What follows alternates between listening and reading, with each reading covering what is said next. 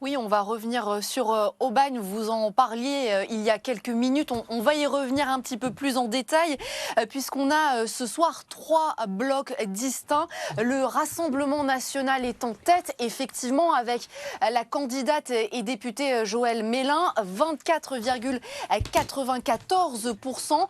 Ça se joue dans un mouchoir de poche, à la fois avec Gérard Gazet, le maire sortant, qui est crédité de 24,83%, mais aussi avec Jean-Pierre Scolari, 23,34%, qui est donc lieutenant-colonel des sapeurs-pompiers, ancien commandant de la caserne d'Aubagne et qui donc conduit la liste de l'Union de la gauche, hors LFI, qui a décidé de faire cavalier seul et qui ce soir est crédité d'un peu moins de 5% des suffrages.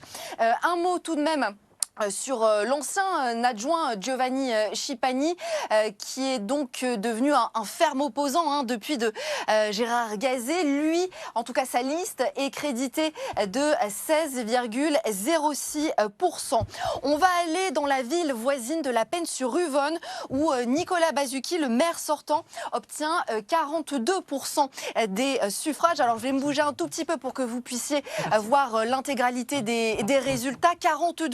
42,02%, malgré donc une mise en examen pour viol et violence conjugale sur 2 anciennes campagnes. Vous le notez, c'est serré avec le candidat d'hiver droite Frédéric Szabo. L'abstention dans cette commune est d'environ 35%.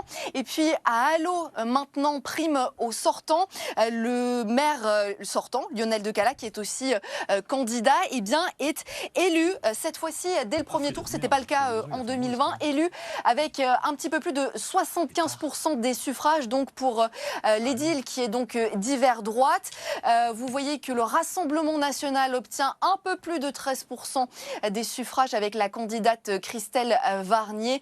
L'ensemble des résultats s'affiche donc à l'écran, les 3 autres listes qui sont donc battues ce soir.